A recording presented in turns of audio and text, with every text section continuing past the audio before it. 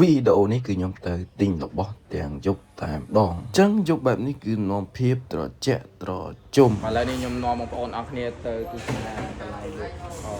បោះបងមួយមកទិញ13 Pro Max ហើយនេះឈ្មោះខាងរបស់គាត់បាទ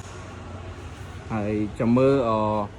page គាត់ចាំខ្ញុំ screen នៅក្នុងវីដេអូនេះហើយនេះខ្ញុំទិញមកនេះមកពេលយប់ហើយកន្លែងគាត់កន្លែងសំរុំអញ្ចឹងបងប្អូនអាចមកជីវកន្លែងគាត់បានអញ្ចឹងបងប្អូនទៅជួបនៅការប្រម៉ូទនិងការនិយាយរបស់គាត់ថាហាងគាត់មានសេវាកម្មអីខ្លះតោះ let's go បាទឥឡូវយើងមកដល់កន្លែងគាត់ហើយឥឡូវចង់សួរថាកន្លែងបងមានប្រម៉ូទអីខ្លះលើប្រម៉ូសិនអីអត់ឬក៏មានលក់ធូរណាខ្លះសម្រាប់កន្លែងខ្ញុំមានលក់iPhone កាន់តែហើយថ្មីផងដែរតែជាមួយនឹង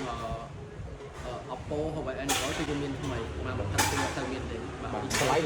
ចាប់ពីប៉ុណ្ណឹងសម្រាប់ Android ចាប់ពីតម្លៃបានក៏មានដែរព្រោះយើងមានគ្រប់ដែរអូខេតែសម្រាប់ Android យើងមានតាសេរីយើងទូដែរចាប់ពី iPhone 12ធម្មតាទៅនឹងវាតម្លៃសមរម្យដែរវាអត់ថ្លៃមែនទេតែធានាជាគុណភាពស៊ីនបាទហើយទីតាំងគឺនៅ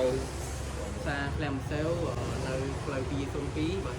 ហើយក្រោយរ៉ាប់តាំង50ម៉ែត្រពីផ្លូវធំមកហើយខ្ញុំសូមបញ្ជាក់បន្តិចក៏នៅឃ្លាំងម្សៅបងប្អូនណាដែលមានផ្សារតូចជួគេគិតជាផ្សារដូចនៅគាត់នេះកន្លែងផ្សារT4K បាទអញ្ចឹងបើបងប្អូនអាចមានចំណាប់អារម្មណ៍តាក់ទងមកកន្លែងគាត់បងប្អូនអាចចូលមកដល់ឃ្លាំងម្សៅរកកន្លែងគាត់ក្នុងឃ្លាំងម្សៅហ្នឹងរកផ្សារជួរ T4K ហើយមកឡងខ្ទង់ជា7តូបហើយមកដល់ផ្លូវតតែម្ដងចឹងបងប្អូនស្គាល់ហាងគាត់ហើយបងប្អូនត្រូវការតាក់ទងកន្លែងគាត់ត្រូវការជាវកន្លែងគាត់អីអាចឆាតសួរខ្ញុំឬក៏តាក់ទងទៅគាត់ផ្ទាល់ចឹងខ្ញុំនឹងដាក់ page របស់គាត់នៅក្នុង comment បាទអរគុណច្រើនបាទអរគុណគ្នាបាទ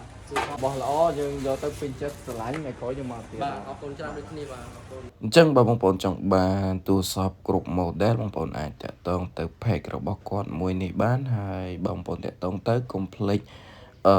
ប្រាប់ថាតាក់ទងតាម page ខ្ញុំផងអញ្ចឹងឲ្យគាត់ជួយ free ឬក៏ discount ជូនបងប្អូនទាំងអស់គ្នាផងដែរ